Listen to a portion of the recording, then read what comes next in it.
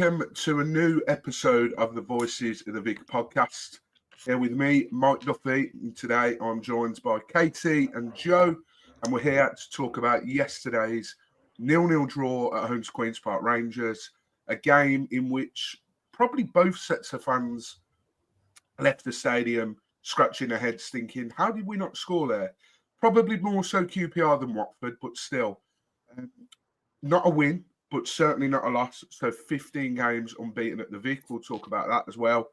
But as I say, I'm joined by Caity and Joe. Firstly, Caity, how's things? You all good? Yeah, all good. Missing football a lot, but I'm going to be back home soon, so I'll be able to go to all the festive games. Not been since literally before I came to uni, so like September. So it's been a while. But still obviously watching. But yeah, quite a boring game yesterday, but like you said, not a loss.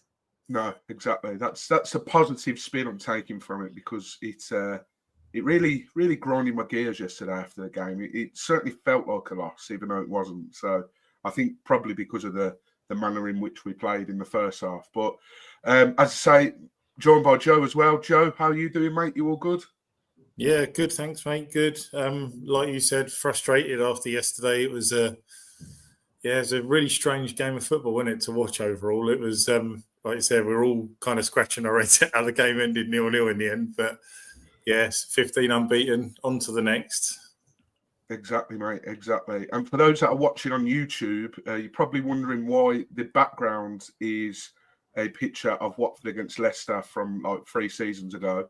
And I am also in a Christmas jumper. It's 1st of December. Caity said to me before we recorded that it was too early, but it's the 1st of December. All the Christmas logos, Voice of the Vic Christmas logos are changed on all our social media. I've even gone festive. I've got a mince pie here, which I'll enjoy during the pod. Is that why you went to Asda? Because you wanted to get some no. Oh, I fancy a mince pie for the recording. Here, let's go. Oh god, yeah. Sorry we're late as well. The missus wanted to go to Asda, and I was like, as long as we're back in time, and we wasn't. So yeah, but we're always late at Voice of the Vic. So what changes there? Yeah. So let's start as we always do with the team moves. There were 2 changes to the team. So the team moves was Backman in goal, back 3 of Sierralta, Porteous and Pollock, Larouci over on the left, Andrews over on the right as the wing backs, and then in the middle was Louza and Sissoko, and then the 2 number 10s were Chakvedadze and Kayembe, with Bayo up front on his own. 2 changes from that team that beat Bristol City 1-0 on Tuesday night, which we're sorry we didn't do a pod for. A lot of logistics. I was on my honeymoon and other things happened, so apologies about that. But Caity, when the team moves come out yesterday, what was your thoughts on that team? Because there are a few sort of question marks in our group chats over certain players, why they were picked. But what were your thoughts when that team moves was released? Yeah, I mean, the thing that we've noticed, especially now, is that Tom's going to pick the players that he picks, and I feel like he's not the one to risk it, especially at the start. We've noticed that he goes with not the best team to start and hopes that the subs will come on and have impacts. I think as well there was a bit of rotation with playing games close together. Like we thought that Bar maybe had a bit of a knock, so that's why he was dropped to the bench. I mean, it was good to see Ngakia back in the squad, and also he did come on and stuff. But for me, it's kind of like Tom's going to pick what he's going to pick, and it isn't always the best team to start with. Like when I see Kayembe and Sissoko, and even I was confused about Sierralta because I was like, there's no need to bring any. I thought he would have gone with what he did on Tuesday, because I thought that team was fine, but to make the changes, I was like, it's not needed. But again, it's probably just rotation.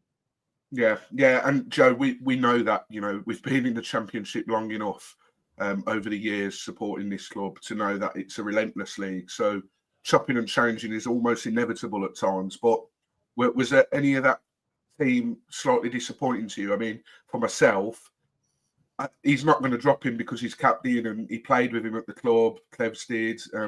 it was a big thing bringing him back. But for me, the man in the picture there, Musa Sissoko, for me, at the moment, I don't think he warrants playing. Well, starting at least anyway. So for me, it was a little bit disappointing to see Sissoko start. Obviously, Barr picked up a knock, and then I think it was after Tuesday's game, Tom said, look, whether people like to hear it or not, we have to sort of be careful with Barr's minutes and make sure that we don't overuse him. So disappointing again not to see Barr come on. Well, Barr start the game. But what were your thoughts on that team news? Was there anything you would have done differently? I don't know. I think when I saw it, obviously Serialta, I thought struggled on Tuesday night. He was a challenge away from a red card on Tuesday night. Looked a little bit off the pace. You can kind of understand with that one. I mean, I know he didn't play against Plymouth. He came on and unfortunately had to watch Andre Gray's shot fly in the top corner. Serialta starting was a bit of a shock to me. I thought Morris might have played yesterday. In the midfield, obviously, we know, like you said, he's not going to drop Sissoko. He's the captain, and obviously he's got a great relationship with him. Although since he's come back from his ban, that game against Plymouth, he struggled, obviously lucky not to get another red card. Bit of a cameo appearance on Tuesday coming off the bench and didn't really do a lot. And then Kembe in that number 10 role again. We say it time and time again. Obviously, we saw Vata come on and played superbly well yesterday. What he can do that for 90 minutes. He's barely played all season. Get Vata in that number 10 role and take Kembe out of it, because I just don't think he suits it. And as we've seen, Kembe's been better in the centre of midfield when he's gone back into that position. So, he could have quite easily, if it's not Duomo, put Kembe back there and play Kembe there and then mix things up in the second half. But he's got this love affair with certain players in the team in certain positions, and they don't seem to be coming out. So, yeah, it was a bit frustrating because we kind of knew, and we said it in our chat, didn't we, before, that we kind of expected the game to start slowly based on the team that was starting, and it did, didn't it? It did, yeah. And just going back on Kembe, I mean, it was almost symmetry to when you were talking, and Philip Crouch has popped the comment in to say Kembe was very poor again, but clearly he's a Cleverley favourite. And I think that too. I mean, I quite like Kembe, but not when he's playing in that 10 role. Yes, he's probably the best ball striking player we got at the club, and you could argue, do you want your best ball striking player to play further up and more attacking? Partly yes, but if you're going to play him, he's one of those where he needs to play a bit deeper. And I wouldn't have turned my nose up at maybe seeing Loser partner him in that centre mid, but I'm maybe clutching at straws a bit there. That there are better options still. But if Kembe had to play, I would rather see him in that sort of deeper role. But yeah, same theme as what has been the case for the majority of this season, as you say there, Joe. A very, very slow start. And, Caity, QPR just found it so easy to get behind that back three, and the space and time they had. I mean, we're very, very lucky, aren't we, that QPR don't have better players up front, because if they had better players up front, if we played like that against, some of the big boys like Sheffield United, your Sunderlands, it would have been game over at half time, because they could have very easily had 2 or 3 in that first half. I mean, just from memory, I'm thinking of that chance where Backman made a great save. He made himself quite big. Then it fell to their guy about 8 yards out, and he's put it over. There are a couple of goalmouth scrambles where they just couldn't get that, bit like Watford actually, really struggled in that final third, just couldn't get that last nick or that last touch or that shot towards goal that would have ultimately ended up with being a goal. So another slow start in the first half for us, and it's very frustrating to watch, isn't it, Caity? Yeah, I mean, I don't know. QPR for us is always a bit of a bogey team. I feel like we never perform well, apart from obviously when we beat them on the opening day. Like, we have beat them times, but I feel like, because I wasn't confident going in. I was thinking, they're in the relegation zone. They're gonna want this, and obviously our last couple of performances haven't been massively convincing, and I was kind of thinking, you know, on Tuesday we got lucky, and before we were like a bit on and off. So we did get lucky again yesterday, because I think QPR could have easily had 3 or 4 in the first half if they had, like you said, better strikers up front. And it's worrying, because if we are what Tom says and we want to contend for, you know, top 6, we are going to have to play against teams that have decent strikers up front, and you can't be giving people all those opportunities to score.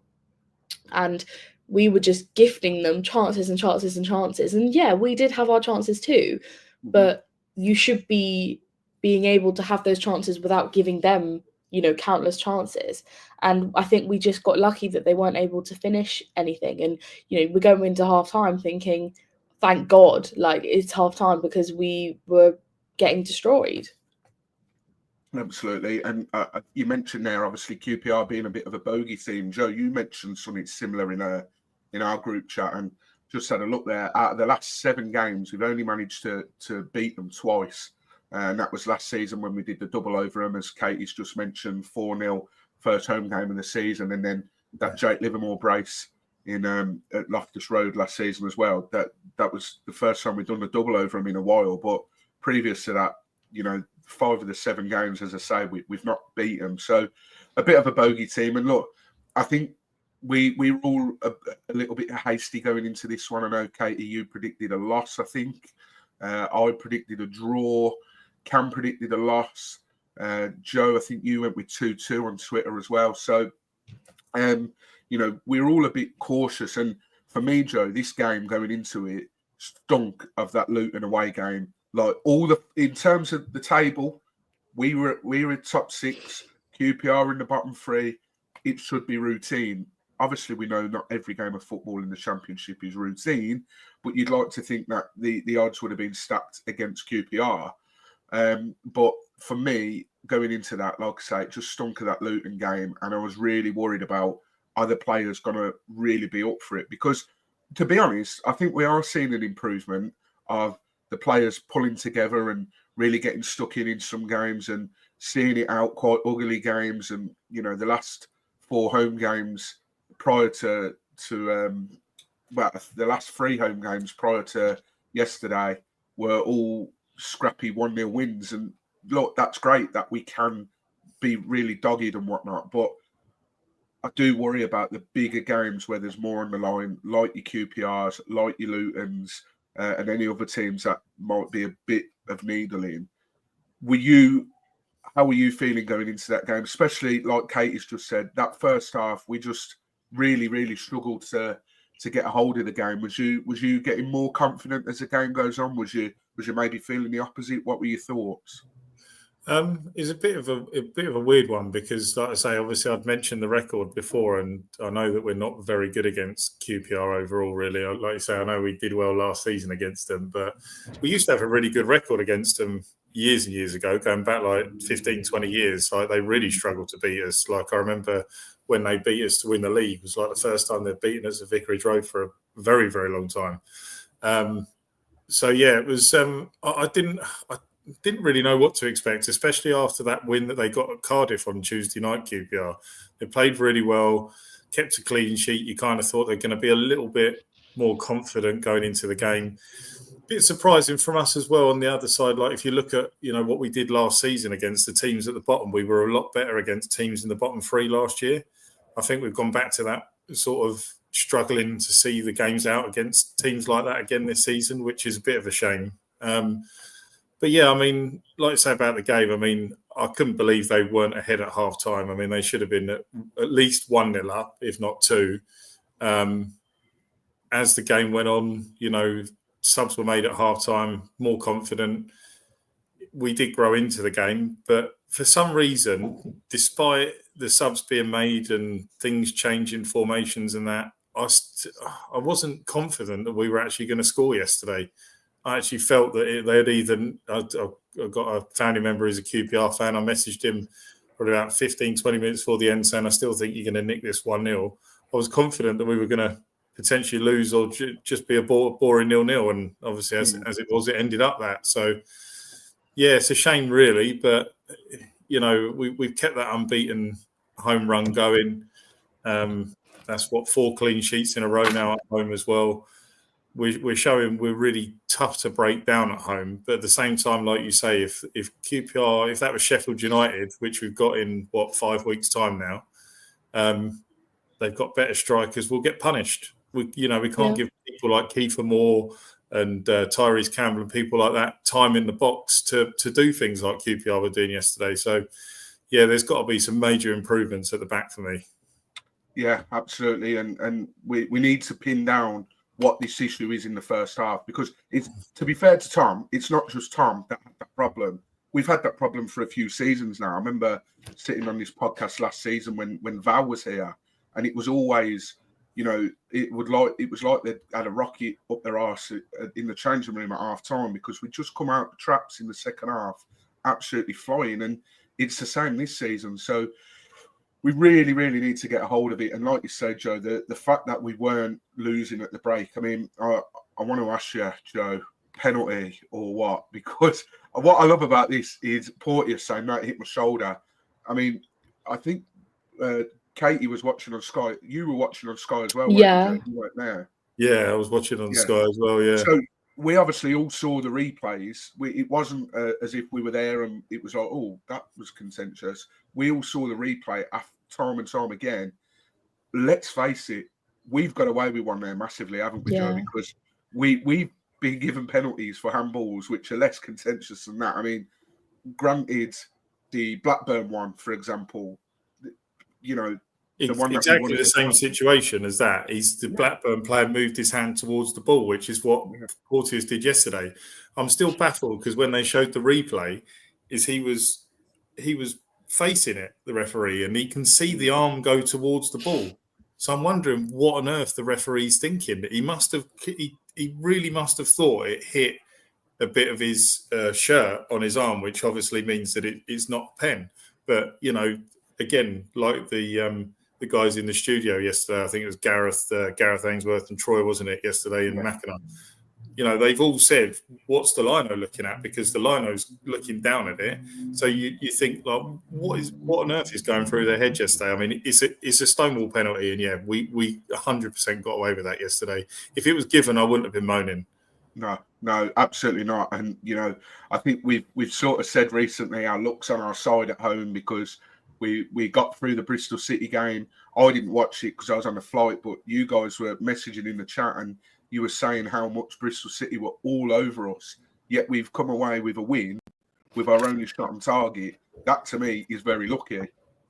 We got a penalty against Blackburn at home where we won 1-0. Again, it was probably very lucky. Yes, it was by the letter of the law, it was a handball, but you've seen them not given. I mean, look, we're talking about one which is even more obvious, which we weren't given yesterday. So luck's definitely been on our side at Vicarage Road this season. And yesterday, I think that was a little snippet of the luck that we were given by the footballing gods yesterday, because usually we sit here and we like to have a moan about the referee. And to be honest, yes, he's let us get away with one there, but I thought his general sort of gameplay yesterday, the referee, was terrible.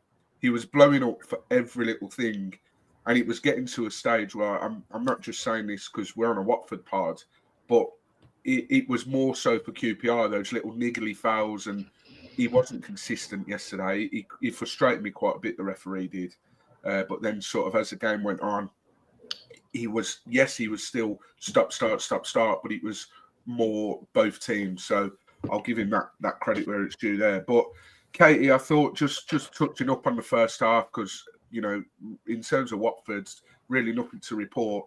I thought we didn't offer anything going forward yesterday. I can remember, I think probably the better chance we had in the first half was Kayembe had a shot on the edge of the box, which sort of stung the palms of the goalkeeper. There was a ball played over the top where Bio looked like he was going to get it. I think it was Porteous that played it. And for me, I thought Bio could have got there, but it was as if he gave up. So I don't know what on earth gone on there, but we really struggled to create anything going forward in that first half. very frustrating, wasn't it, Caity? Yeah, the first half, again, like you said, I'm trying to rack my brain. There was nothing that memorable that happened. I even watched the highlights, and I'm pretty sure there wasn't anything for us in the highlights from the first half. But this just goes down to our slow starts to games. And, we had that big thing, the issue at the beginning of the season where we were conceding really early we conceded early for what, like 7 or 8 games or something. Like in the first 5 minutes, wasn't it? Yeah, the first 5 minutes in loads of games. And we've always said how we start so slow to games and we normally have to end up chasing them at the end.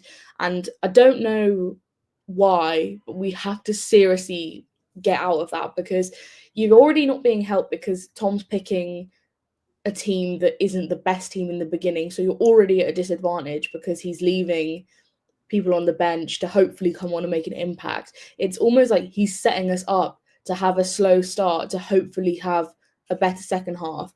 But, when we start playing, when we play teams like, Joe said, we've got Sheffield United soon, they're going to score 4 goals in the first half. And then what? You're expecting us to score 5? We're not that good. So it is about trying to change that slow start, the no energy, coming out, not looking hungry or not wanting anything. It's almost like, okay, let's sit back, see what they do, and then hopefully by half time it's 0-0, and then second half we can go out and try and, chase the game up and score some goals. So you're already at a disadvantage because you're setting up to be slow. Yeah. To be honest as well, you mentioned the Sheffield United game we got coming up there. I think the Sheffield United game from earlier this season is a good example of that, the slow start. Yeah. Because they scored in the second minute, it was. Me and Cam were there. And other than Backman having to save a penalty, which was the 16th minute, granted, we didn't create much going forward, but that's what's frustrating. If we cut that nonsense out to start with, we're more than in that game for the whole game. Yeah, you obviously have to create chances, and you don't want to see your team just be in the game and, be happy to see the minutes tick by without actually having any chances. But anything can happen in football. We've seen it. Look, the Bristol City game, as I just mentioned, we were getting absolutely peppered. And then Ryan Andrews goes and pulls out that absolute cracker of a shot. So that epitomises the problem with these slow starts.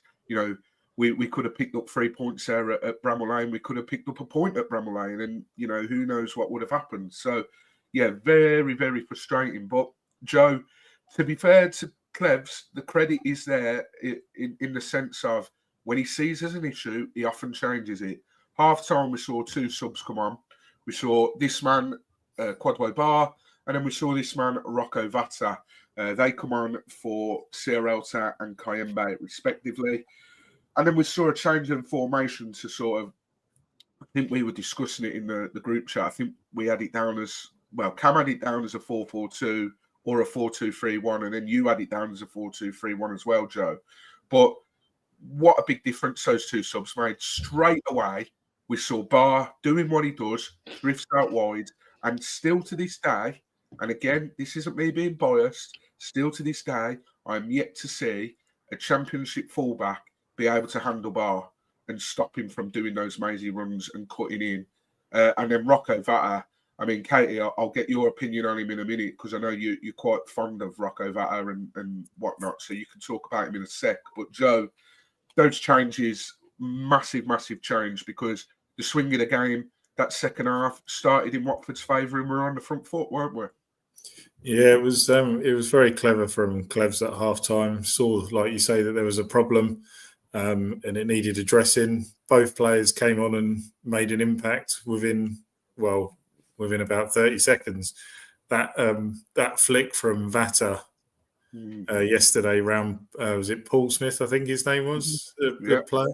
He got the right ump, didn't he? And decided to take him out and give him a piece of his mind in the end. But yeah, you know what? I thought both players did really well. The only frustrating thing for me, and I don't know if you guys will agree here, Barr is fantastic at taking the ball past people. You will not see, for me, at the moment, there's probably a couple of players maybe ahead of him. Raksaki's a good example maybe of that sort of player.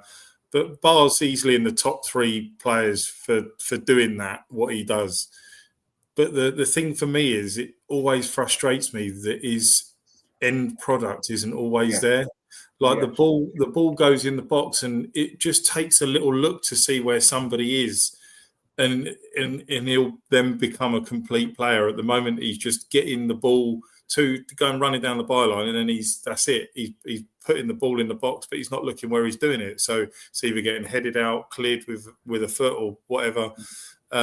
So he's still got a lot to learn in aspects of his game for me before he becomes that wow player for me. Like, he's a great player. I'm not saying he's not. Like, he is a superb player. But there are bits that he does need to improve on if he wants to become the complete player. Yeah, no, I completely agree. And as soon as you said about, a flaw in his game, I knew that's exactly what you were going to say, because the amount of times yesterday where he did what he does, he muscles his fullback. And I don't know if you guys have noticed as well, but have you noticed recently how every time when Bar's on, they double up on him now? And still, he beats both men. QPR straight away yesterday doubled up on him. Still managed to get round his men. They had that. Can't think of the lads. The young lad, was he Asaki? QPR had. I thought he was a brilliant player. And they had a young fullback come on in the second half as well, which I thought was a bit of a baptism of fire for him. But both of them couldn't handle him. I think that Asaki went down in one of them, and because of the way that the referee was blowing his whistle left, right, and centre. He beat him and he sort of muscled that Asaki down. And I thought it's going to blow up here, but he didn't. And they showed a replay and it was just pure strength from Bar. So, but yes, that final product is what the problem is. And it just not clicking for Watford in that final third. I mean, it happened with Sissoko yesterday as well. He managed to get in. I think the ball was played through and he cut it across. But it was like he thrashed the ball as opposed to just pulling it back ever so slightly or gently, or no, it was almost as if he's just gone, right, I'll just whack this in the box and hope that someone gets to the end of it. I mean, he was aiming for Bio, but if he'd have pulled it back at a diag, Vata was there and it was a tap-in. So it's very frustrating. But talking of Vata, Caity, you said at the start of the game, I think you tweeted to say that you don't know why he's not playing, as in starting games, because he certainly come on yesterday and showed why he should be starting games, because, my word, he looks hungry, he looks at it, and he looks ready, which is the vital thing for us. Yes, there were question marks when he come in. He's not really played first-team football for Celtic other than the odd cup game here and there. So you could question, is he ready for the physicality of first-team football? But for me, Caity, after yesterday's cameo, 45 minutes, I've seen enough to be sold on him. He needs to start next Saturday against Cardiff, and I'm sure you're in full agreement. I saw enough for him to start when he played in the Carabao Cup game at the start of the season. But I think he is someone who I've been screaming and saying for him to get, more than 5 minutes at the end of a game, because there's so much potential in him and he's so young. And I've been seeing some stuff on Twitter and stuff yesterday. Everyone's saying, "Oh, he's not it. He's not. He shouldn't play. He's rubbish." I was like, "What do you mean? Like, okay, I'm sorry he's not coming on and scoring the winner, but that's not what he's doing. All I see is someone who is genuinely has no fear." I watched his post-match interview this morning, and he was saying how all he wants to do is just play, and he doesn't care. Like, he's not gonna pull out of tackles. You saw the magical footwork he was doing yesterday. There's so much potential in him, and the fact that we got him for so cheap, when obviously he's gonna have time to grow, and it's the same with Bar. Like, Bar is doing well, but he's so young, and there's still much more time for him to develop as a player and learn. And I think Vata's the same, but the only way he's going to learn is if you just give him the game time and you trust him. He deserves more game time. Like, even today, yesterday, he coming on at half time is good. I think that's good for him, because he's not starting. He can come on at half time. the game's already been assessed, so he's not coming on into sort of deep water. He's coming on when people know how their QPR are playing and stuff. So and I hope to see him, if he doesn't start for the Cardiff game, I hope to see him come on at half time or longer than just those 10 minutes at the end, because no one's going to do anything in that time, especially someone like Bata who's young and experienced. Like, he just wants to play football, and you see how much effort and how much he wants to help and just drive forward all the time. He's constantly running, he's constantly putting his foot in, and he deserves more than he's getting.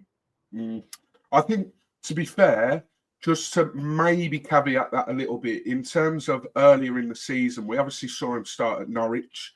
I unfortunately made the trip down to that one. And then I remember seeing him against Luton in that second half when he come on.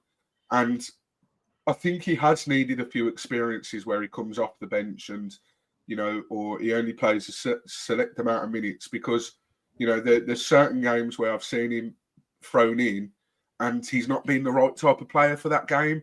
Yesterday was perfect. Then I think this is what Cleverley's looking at Bar a bit like. I think at the moment, Cleverley's looking at it and he's like, right, we need a player that it's 0-0 or we're losing 1-0 or it's close in the game, and we need to switch things up and get a bit of energy. I tell you what, it reminds me of actually a little bit like Fernando Forestieri. You'd always bring him on when the defence's legs are tiring and try and unlock that sort of defence. Now, obviously, I want to see Vata feature more than Forestieri did, because Forestieri was at the club at a very sort of bad time for him in terms of who he was competing against, because all the strikers were on fire. So maybe if he'd come along a few years later, he might have been the main man. But yeah, I think now I've seen enough that I want to see him starting at Cardiff next Saturday. Philip Crouch, Joe, you can take this one. Philip Crouch says, what are your views on Shakhtadze if you think Bar's final ball is poor? Shakhtadze just fails week in, week out to deliver on any end product. And Philip, I don't know if you've got a sneak peek of my notes here, because we were actually going to talk about Shaq, because I think what frustrates us fans more is the fact that we know there's a player there. Like, there's a reason he's at Watford and not a Premier League team. It's because of his final ball and his decision making, because we see all these mazy runs. I remember against Blackburn, my God, he frustrated the life out of me that game. But we see all these mazy runs and what he can do with the ball, but he either takes an extra touch, he doesn't take enough touches. I mean, yesterday, Joe, for example, that chance he had where he went in the box and he tried to go around the goalkeeper. You take one touch less and hit that straight away, that's a goal. He took two. He tried to do one bit too much for me yesterday there and created a bit of an awkward angle for himself. So what were your thoughts on Shaq yesterday? Because as I say, it's without a doubt, there's one hell of a player there, but it's always that decision-making and final ball. Yeah, it wasn't even the fact that he dragged it so far wide yesterday. I think if he'd actually tried to use his left foot rather than go with his right foot and try and do that from that angle, as soon as you could see what he was doing and what he wanted to do and how he set his body shape up, I was like, what are you doing? Like, it's not going to go in from that angle. But the thing that frustrated me most, and it was a bit like the other night as well against Bristol City, is that Shaq's doing all the right things like Bar is. When he takes the ball forward, he drives forward, and the odd occasional time there's a time where he'll pass it and he'll look for someone, and he'll put a fantastic through ball for someone or whatever, and he's great when he carries the ball. No one can touch him. But again, it's that end product. Like, it's the decision making in the final third that's the biggest problem. Like, when you see him in the middle of the pitch, his decision making's fine. I don't really have an issue with him there. But I think it was, in added on time yesterday, he had two opportunities. I think there was a free kick that was on the was it a free kick on the edge of the box that you're thinking you're going to put that in for someone's ahead, and he shot from a stupid angle, and you're thinking, what are you doing shooting from there? Like, you're not going to score. Like, we don't score. I mean, I know he did at Millwall, we very rarely score from direct free kicks like that.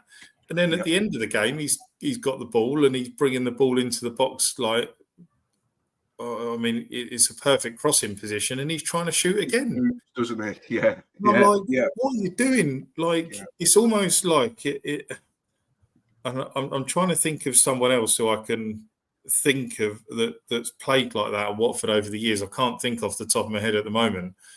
But there's two. He wants to be the hero, and he wants to be he wants to be that player where the fans, we love him as it is. He doesn't need to do that. If he was better in the final third and his decision making was better and he was actually passing to someone in the right position or putting a cross in, he might have 7 or 8 assists to his name and would be going, I don't really care that he's not scored because he's got 8 assists. He's incredible. He's a great team player. But all I'm seeing at the moment is just someone that's greedy and that isn't actually wanting to play for the team, which is, I'm not saying he's not a team player at all. I'm sure he is. But what he's showing on the pitch is a different thing to, what we want to see, I think, as fans at the moment. Yeah, and maybe there's an added bit of pressure as well from Clevs, because Clevs has said he wants to see him add goals to his game, and if he can, he's a top 6 player. And, maybe in the back of his head he's thinking, well, I would usually pass it here, should have shoot. That one yesterday, right at the end, like you say, Joe, perfect opportunity, get the ball in the box, anything could happen. He steady shoots, and it's an easy pickings for the goalkeeper. So very, very frustrating. But again, Caity, I think that sort of summed us up in the 18-yard box yesterday, because we just need to be more clinical. I mean, for me, Vacuum Bio, for example, yesterday, he struggled. He's obviously been on a bit of a purple patch, and I think at the moment he's showing it's nothing other than a purple patch. It's not like he's finally clicked and he's up and running. He's literally just a purple patch. But I think his overall game was all right. A couple of times holding the ball up. We know he can do that, bringing others into play. I think there was a tiny little flick round at one of the points where I think he set, was that bar? He said someone set Sissoko up basically on a bit of a run. But not clinical enough again, Caity, in that 18-yard box, and something that needs to be addressed in January, do you think? Especially with what might happen with a certain loanee? 100%. I mean, I cannot even understand the hype around him. I'm not taking away that he scored 4 goals. Good for him, but we played against the worst team. All of his goals were tap-ins. If he hadn't have scored those, it would have been crazy. And like you said, he was in a purple patch. There is no way that you could. I understand he scored goals. His confidence was soaring. If he had capitalized on that and kept going and kept scoring, I'd be going, great, he's found his form. But it's not taking away the 3 months that we've just had of him not scoring and the 3 months of him being rubbish to now, okay, he scored some goals. And the way that when we were at the fans forum the other week, Cleverley was talking about him like he was the next coming of Christ. I was like, I don't know if you're just hyping him up because you want to convince us that you think he's good, or there's no other option that you're forced to pick him. And I just want Jefferson to play. I just want him to have 2 games in a row. If he's crap, fine, we can accept that. But there's this decision has been made that he is that Bayer's going to be the next Troy Deeney at the club. He's obviously not. He's crap. He doesn't do anything. All he's done is score 3 tap-ins. Great. Good for him. Round of applause. What do you want a medal? It's not good enough. We've waited 4 months for him to do this. It needs to be addressed in January. If Jefferson's going back, fine. I mean, I think we've not treated him right anyway. Saying that he's injured, yeah, he's got a knock. Has he got an injury? He's not played. You just give him the chance. If you don't like him, fine, we can move on. But it needs to be addressed in January. If you think Bayer's going to be the next, great striker at Watford, he's not even our player. He's going back in summer anyway. And I think if we recall Rajovic, which I feel like we might, because I know that Tom Cleverley doesn't necessarily like him, but it's the easy option. He's doing well there. He's scoring goals. I can so see them recalling him. And also we've got AFCON coming up. We don't know.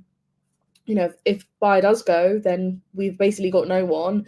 It needs to be addressed. If it's going to be Rajovic, then we're obviously in trouble. But I just can't really see us getting a clinical, good striker in January because no one looks to sell their best player in January. It's normally going to be, I can see us getting maybe a loan, but I don't know. It's very tough, and I think I've always said that I like Bayo, and I feel like on the pod we've been quite fair to him. I'm not saying he doesn't work hard. His work rate is high, but if you're a striker and that's your job, you need to be scoring goals. Someone like Georgie, obviously there's been a whole debate about if he's good because he's not scoring. It doesn't matter because he is making the assists. He is, driving forward. He is building in the build-up play all the time. But Bayo, I just feel like genuinely does nothing. Like, don't get me wrong. Like you said, he does a couple things, but I never leave the game thinking, yeah, he was the standout. He was so unlucky. I don't think that at all. Half the time, I don't even realise that he's playing. Yeah, it's straight in time in terms of Bayo because he obviously went 11 games. That spell from when he scored that sort of scissor kick against Derby at home to then scoring again against Sheffield Wednesday, there was 11 games in between that. And granted, only one of those 11, he was on the bench. He didn't even come on. But it's frustrating. I mean, look, that purple patch was some purple patch, by the way, because he scored 4 against Sheffield Wednesday. And to be honest, in true Bayo fashion, he scored 4, but he probably could have scored more than 4 as well. Because that's another thing as well. He'll score a goal, but then you'll always sort of think, well, yeah, it's great that he scored and it helps his confidence, but he could have scored more than 1. Like that Oxford game. He scored, he made bloody hard work of scoring, it just about squeezed its way in. But then he missed another golden chance and put it straight at the keeper later on, didn't he? So, you always sort of not quite left purring after seeing Bayo score because you think, he could have got a lot more. So he got the 4 against Sheffield Wednesday, didn't really do anything then against Swansea on the Tuesday after, scored against Oxford, then he scored for Ivory Coast in his first ever start for him against Chad. And I actually went on Twitter afterwards and I found a tweet from the Ivory Coast fans to see what they were saying about him. And someone said, yeah, our starting striker should be Ivan Gesand. Plus, Bayo missed so many chances after his goal. And I'm like, that rings so true, my friend. And then obviously scored against Plymouth again, another scrappy goal. And it's now 2 games without a goal for Vacuum Bayo as we head to Cardiff on Saturday. And we all remember what happened at Cardiff. Was it last season? He missed an open goal last season against Cardiff, and then he scored technically probably an even harder chance, didn't he? But Joe, what's your thoughts on Bayo? Because it's a difficult one. I mean, thank God Cam's not here because the fact that you mentioned Rajovic coming back, Caity, I think he would have gone absolute schizo. But yeah, like it's obvious Jefferson isn't going to be playing again. Whatever has happened has happened. I think he's better off. Do you know what? It wouldn't surprise me if they recall him in Jan. He goes somewhere else in the Championship and he scores against Watford. So put your money on that when that happens. But what's your thoughts on Bayo? Obviously, he's not our player anymore. Do you think his heart's in it as much as it has been over the years? Yeah, what are you thinking? It's a real strange one for me because, like Caity said, over the course of the season, I genuinely don't think he's done enough. Like, all right, he scored 4 goals against Sheffield Wednesday, but he was given a penalty out of the kindness of Tom Ince's heart. He used the pen taker, did it to give him a bit of confidence. He got that confidence and then scored 2 tap-ins, and then he scored a very good chip, obviously on the back of getting the confidence from the previous 3 goals.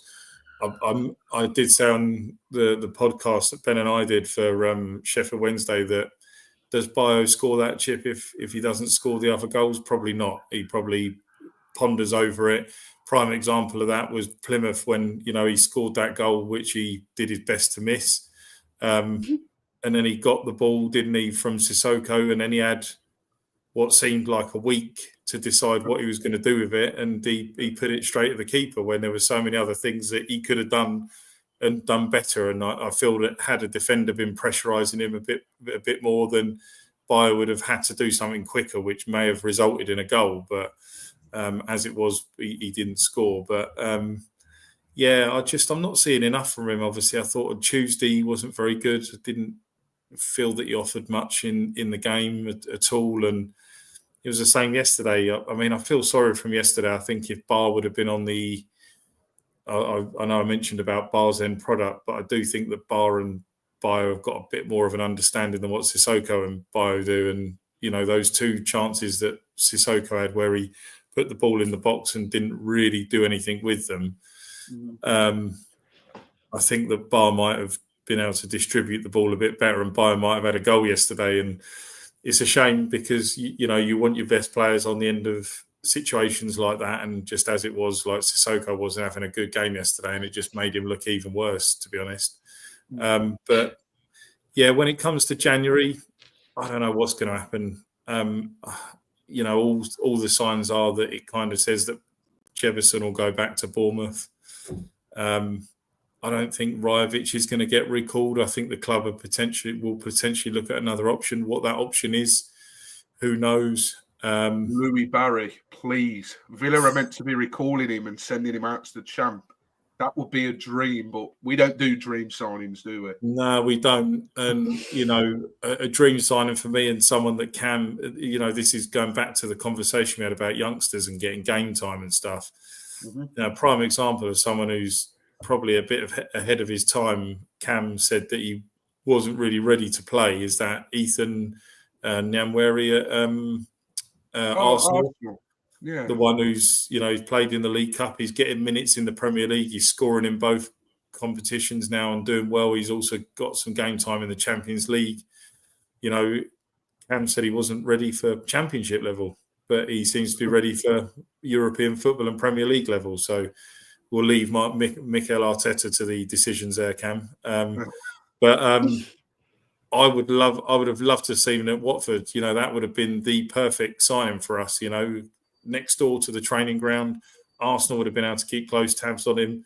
He probably could have even, you know, any kind of, you know, medical stuff, he would have been able to go back next door and all that kind of jazz. And, you know, I think it would have made perfect sense. But there didn't seem to be much interest in the Championship, apparently, which is why he ended up staying at Arsenal. So, yeah, he scored his first Premier League goal against Nottingham Forest the other week as well. He did, yeah. And, you know, it just proves, like, you know, we're saying about Vata needs game time and Bar and that. The more minutes they play, the better they get. This is the same with this kid. You know, it just proves that if you give youngsters a chance, if they're ready, they'll take it. And for me, I think Vata is ready and he's taking it when he's on the pitch. He just needs to play more to show us that he's ready and he can do it at this level. But yeah, sorry, I've steered off a little bit there. Going back to the striker situation, yeah, I think we'll get somebody else in January. But for me, they're not going to come in ahead of Bio. I still think Bio is going to be starting every week, and whoever it is comes in is going to have to accept that potentially he's going to be a backup. So it's going to be an interesting one to keep eyes on, because I can't see Jefferson coming back in. I really can't. I don't know whether there's been a falling out. Has he come to the club not quite how they expected him to? Obviously, Clevs was really hyping him up, saying that, you know, he'd done this big presentation and, you know, there was a lot of hype around him. Can I say that? Because someone asked him about that at the fans forum and said, like, you framed it that you kind of fought against all the clubs to get him. And Tom just said, like, just because I fought the hardest doesn't mean he was the best player. Like, and there's been stuff that I've seen that Lou Orns has said about how actually he was obviously a decent loan, but apparently he was like the fifth one that we want, like fifth down the list of who we wanted. I don't necessarily know if there was a falling out. I do just think it's what you said, Mike, that he wasn't at the level that we want, and like you said, it's very pecking ordery at Watford, and I do think that Bio is just ahead, because they asked Dan Backman if he got along with him, and he said that he's very loud in the changing room, he's really friendly, he gets along with everyone. So who's that? Sorry, Bio. No, Jefferson. Oh, okay. Yeah, Okay. so I don't know. He doesn't strike me as someone that would be like quite loud and sort of out there. So that's interesting to know. That is. I'm glad you made that point. Thank you, Caity. Just a quick PSA as well. You might have heard a bit of background noise a minute ago with some police sirens. I can confirm that was just Joe's background noise, and the Twitter police weren't on the way to Katie's for suggesting bringing Rajovic back in there. Just want to rattle through a couple of more things. I've just looked at how long we've been live for now, and it's going to be another long one, so apologies. The 65th minute, we saw the return of Jeremy Ngakia. He's been injured for God knows how long. I can't remember the last time. In fact, the commentator did mention one of the last times that he played. I can't remember off the top of my head. I was trying to get it then while you were speaking, but my phone's playing up. So we saw Ngakia come on. It was a like-for-like switch for both fullbacks, and then we went. It was a back four then. Sorry. So we saw Andrews and Larouci come off. Larouci, by the way, just a quick mention on him. I thought he was pants yesterday. Didn't really set any alight going forward as well. I think I saw him put one good cross in, maybe, but other than that, I think he had. It was one of his poorer games yesterday. So we saw Larouci and Andrews go off, and we saw Ebosele and Ngakia come on. Now, for me, just on Ngakia, I thought when he come on yesterday, he was one of the better players on the pitch. And this is what frustrates me the most about Ngakia. He's always injured. But when he comes back, he puts in a performance like that. And it's frustrating because there's quite clearly a player there. I have got it here now. It was Stoke the last time he played. He's been injured since. That was on the 17th of August. Yeah. But Joe, what were your thoughts on Ngakia coming on yesterday and making his first appearance since August? My immediate thoughts were, Tom, whatever you do, don't make your last sub yet, just in case he goes off injured within the first 5 or 10 minutes. But as it was, I thought, like you say, he was probably one of the better players on the pitch for us yesterday after he came on. I didn't really rate Ebosele's performance as much as what I have done of late. I thought he struggled a little bit to get in the game. There were a couple of times where he was looking to drive forward and he just ran into people as opposed to running round people. I was like, what are you doing? But as we see with Tom, he likes to make those changes to freshen up the wing-back positions. And Ngakia didn't do himself any harm yesterday in showing us what he's good at when he's at his best. It will be interesting to see. Obviously, we've got a week now between games before we then go into a run of 3 in a week again. Obviously, actually, I think it favours us a little bit in that run because we're playing Saturday, Wednesday, Sunday, as opposed to some playing Saturday or Sunday and then closer. So we've that favours us a little bit in just getting that extra time. I wouldn't be shocked to see Ngakia starting, if I'm being honest. And I think he'll probably start him. Based on what I saw yesterday, it would not surprise me if it was Ebosele on the right and Ngakia on the left, or vice versa, against Cardiff. Yeah, I that just worries me a bit because I remember Ngakia playing on the left in lockdown a couple of times. I can't think who would have been over on the right at the time. Oh, it would have been Kiko, wouldn't it? He played on the left a couple of times, and he just didn't do it for me. And I think we've had this conversation about putting sort of right-sided players over on the left. I think, did we see Andrews over at left back? Yeah, it doesn't work. I'm not in favour of it. I mean, Cam and I were at Gillingham, and Ngakia was playing in that position there, and every single time. And the issue that I've got with it is that the people that I wouldn't mind if the people that were playing there actually could use their left foot, But Yeah, obviously, no, when you're driving down the byline and you're literally running and you want to run around people, the instinct for a person that's on the left side is to keep the ball in with your left foot. And all you see with people like Ngakia and Andrews and Ebisele, because they don't really have a left foot, is they're trying to do it with the outside of their right foot and then run around them. And you're like, you're not going to do that. So the other thing is about cutting in. You know, we see it time and time again where we get into a good position, but the person can't cross with their left foot. So they're having to cut inside, and it's the same stuff. And it's so easy for the opposition to pick that up because you know that they haven't got a left foot. So they're going to have to cut in every single time or pass and go over the other side of the pitch. So we're not actually getting any joy down that side. So, you know, as much as we're talking about strikers in January, I think with all the noise about Ken and stuff leaving, I think the one thing we need to do is probably sign a left back. Yeah, well, Ken wasn't even in the squad yesterday, wasn't even on the bench. So who knows what that might mean. But yeah, I mean, just going back on Ngakia quickly, I thought he obviously got the memo, which was great. He come on, and one thing which really impressed me was he just drove us forward every time he got the ball, and he was making that overlap with Barr as well.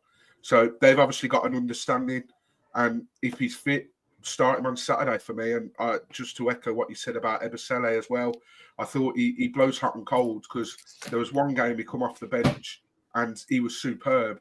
And then the next week, he's like, what are you doing? And like you say, was running into people a lot. So, yeah, bit frustrating from Ebisele's side. Going to be interesting to see who starts over on that left, because that's a bit of a problem on that left-hand side, that left wing-back role for us. And if we went to a flat-back four, maybe Morris. But then again, Morris, I think, looks better as a left-sided back three. He doesn't look great as a left back. So yeah, I think you're not wrong there, Joe. Maybe looking at that sort of position in January wouldn't be the worst thing in the world. But 11 minutes after those subs, I thought we'd scored.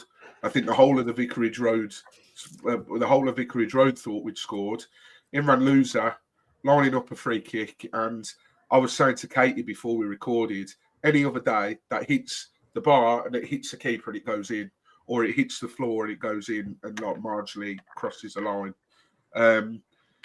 Caity, when I saw the free kick and the range, and I think it was Shaq was over it. I think Porteous was even there having a chat. I'm not sure what that was all about.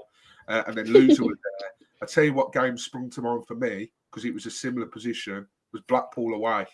Super free kick that, wasn't it? Yeah, what a free kick. It's just to show we got battered that game. But Caity, we all thought it was in, didn't we? I mean, he couldn't have hit it any better. And it's just one of them. I think it summed up the game, didn't it? It just wasn't our day.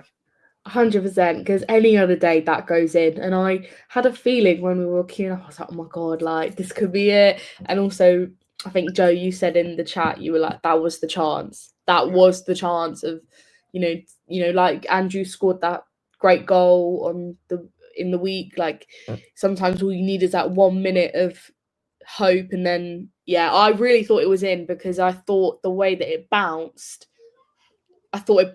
in over the line. Yeah. And I think everyone else probably thought that as well, because there was cheering on the sound. But yeah, it's disappointing. And I think I saw when it went out for the corner, Loser literally, like, he got down, he was on the floor like smacking the ground. But I mean, talking about Loser anyway, I thought he was excellent. Yeah, please. Yeah. He was excellent. I thought he has made a real statement coming back into this team, and I think he deserves it, because there's been so much chat about him around the team and everything. And every time he's played in the last couple of games, he's probably been the best player on the pitch. He has an insane work rate. He's obviously very skillful on the ball. He partners well with I think he partners well with someone like Georgie as well. I think they work well together. And, you know, we saw his free kick that literally any other day that goes in, and he deserved that to be a goal. So I've been really impressed with him, and he deserves that spot in the team and deserves to stay in the team. Yeah, well, you answered my question without me even having to ask it, Katie. I was going to say it seems like he's cemented his place back in the starting 11, and I echo everything you just say there. I think the fact that he was so close to leaving, and it sounded like he was that close to going out the door completely, and now it's a massive turn of events. The situation actually is a little bit reminiscent of the Decore situation, because we were ready to ship Decore out, whether it was on loan or permanently. And then he come on against Southampton because of an injury, and we didn't look back from there. He was one of our better players in the Premier League era. So, yeah, very similar sort of situations. Joe, just before we wrap up, I just want to talk about one player, end on a bit of a negative, unfortunately, in terms of talking about performances, is that man who's captain.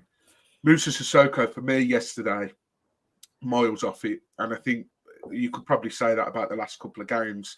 I genuinely think he's just too slow. He looks knackered.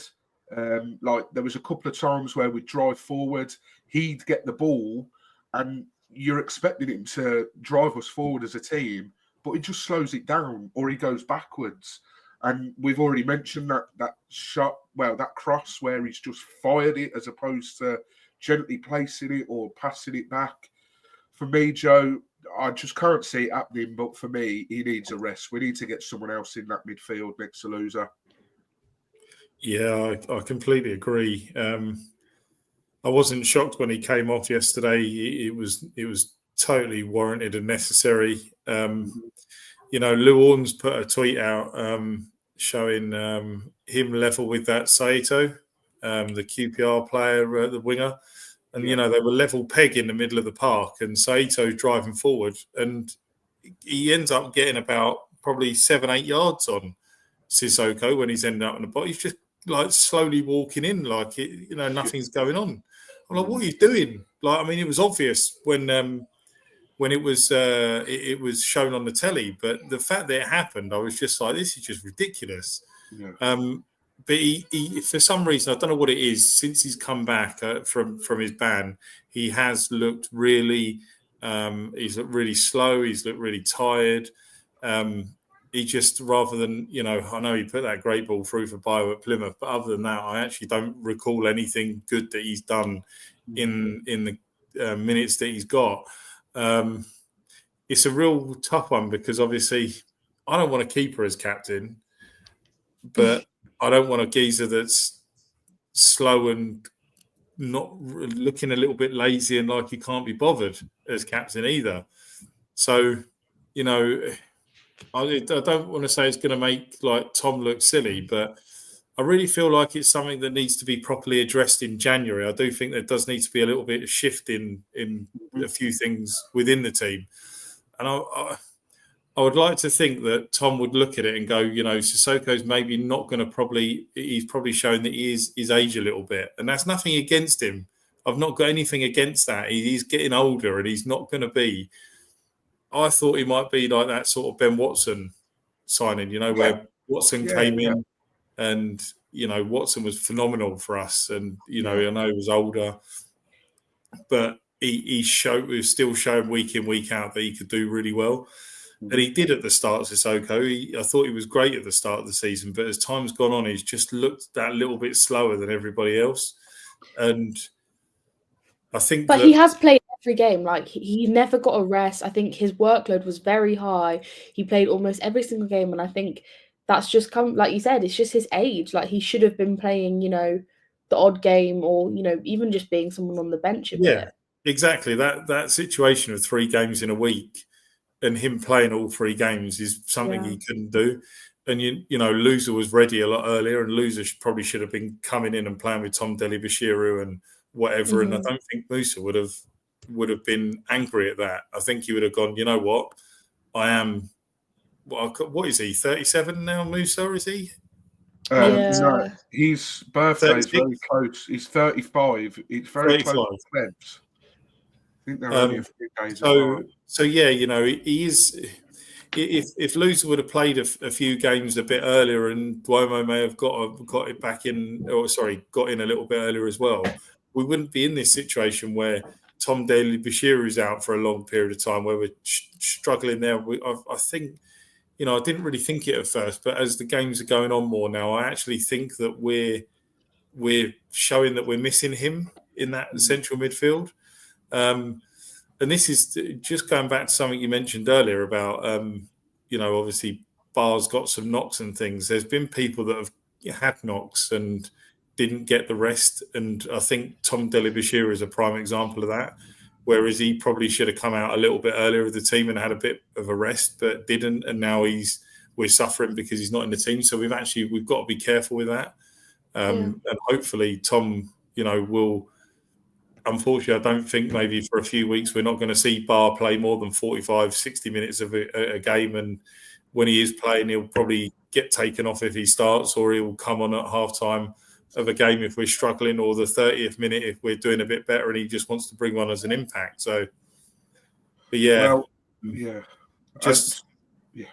No, go on. You go. Go on. I was just going to say No. I was just going to say, like Caity said, he's played a lot of minutes. I'm just looking here. The only league games he's missed is those 3 where he was suspended.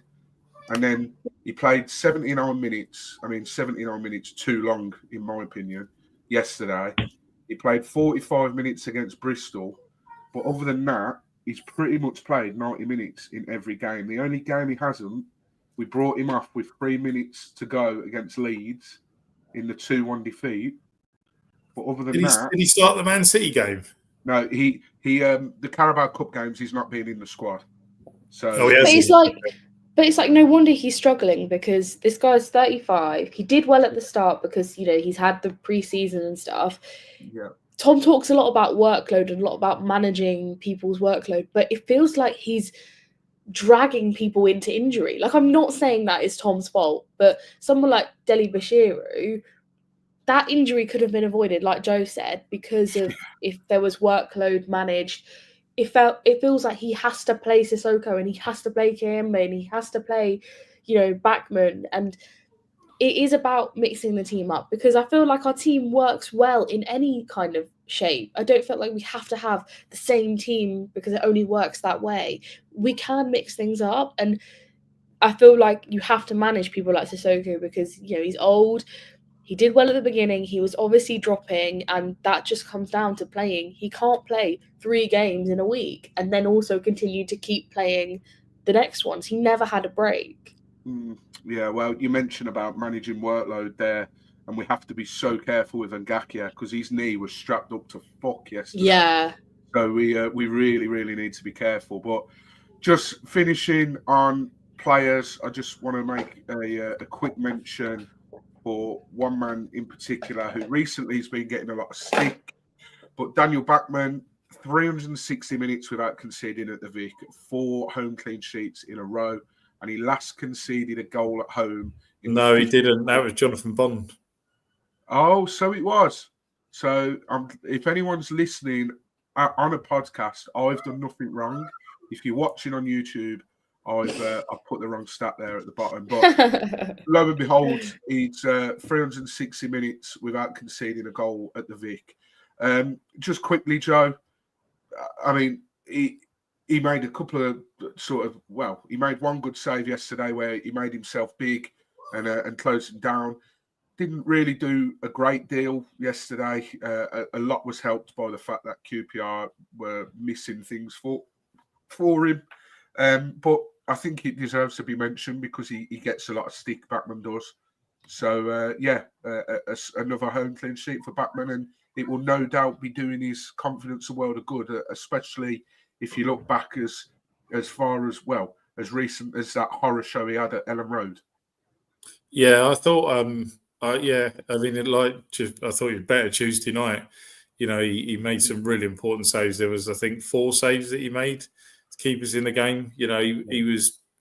He's shown over the last couple of weeks that he should be starting. I think I give him a lot of stick myself, but he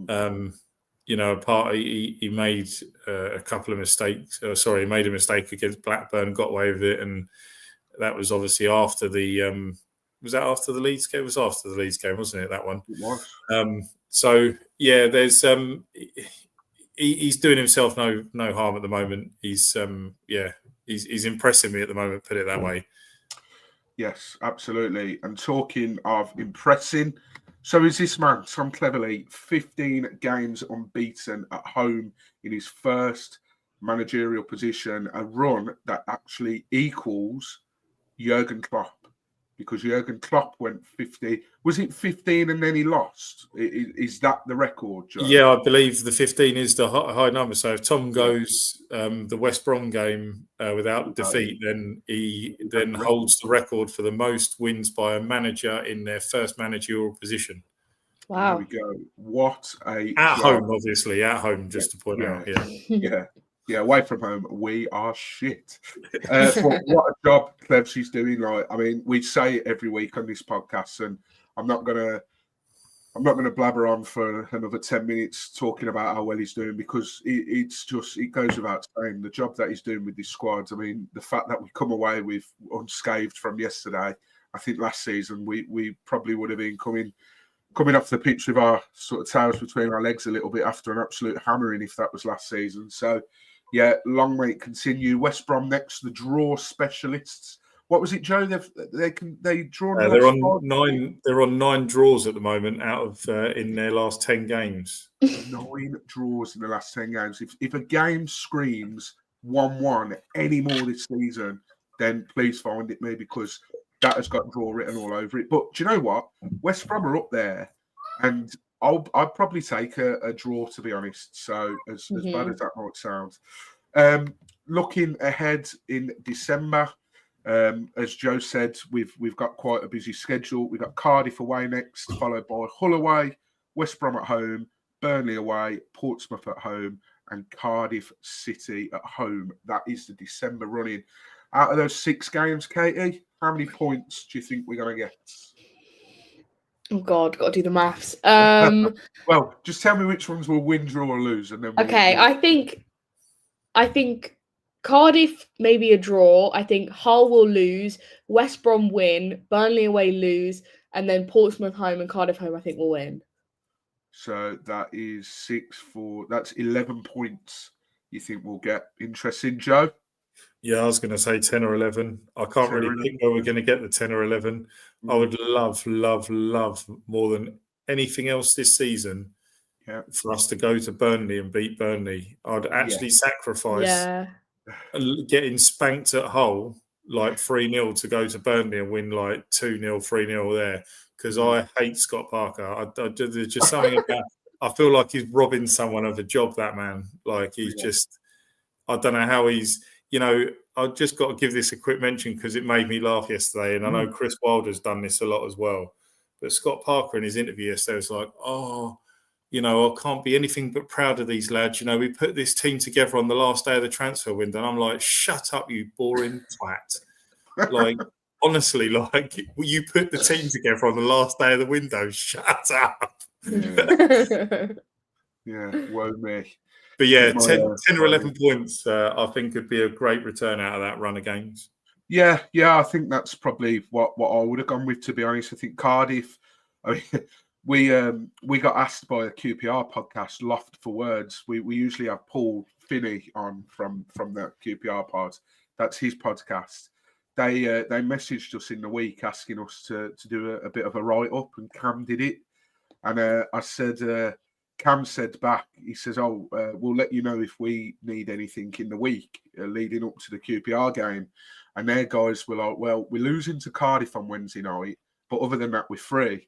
So after they beat Cardiff, I says, well, we know how this script's going to end out. You're going to win on Saturday. And their guys said to me, have you played Cardiff yet? That they are insanely bad and don't know how they're at this level. And I was like, really? Right, well, I've never been to Cardiff. Me and Beck are going to Cardiff this weekend. Romantic weekend incoming. Yeah, exactly. Mr. Lover there. We're going to Cardiff. We are crap away from home. I think Cardiff probably have the worst home record in the whole of the division. In fact, I'm going to check right now. No, QPR do. Cardiff's home record is 4-0 Cardiff. Yeah. Cardiff have picked up 12 points from 9 home games in relation to our 23 from 9. But yeah, Cardiff's form in the last 5 games, they've picked up 2 points. So we know where this is going as Watford fans. But realistically, we should be beating Cardiff. Hull away, having an absolute stinker of a run as well. So they're awful at the moment. They are awful. Yeah, West Brom, I think, is going to be a draw. Burnley, they're one of them teams. They'll find a way to beat us, I think, because we're away. Portsmouth at home, I'd like to think we'll beat, and then Cardiff. So 3, 6, 7. Yeah, let's go 11. Let's go 11 points as well. I think it's going to be a very, very.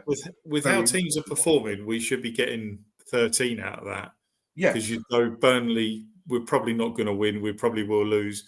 West Brom, like you say, you take a draw, but the 4 games either side, the 2 at the start of the run and 2 at the end of it, you've got to be going. We should be winning all of those games.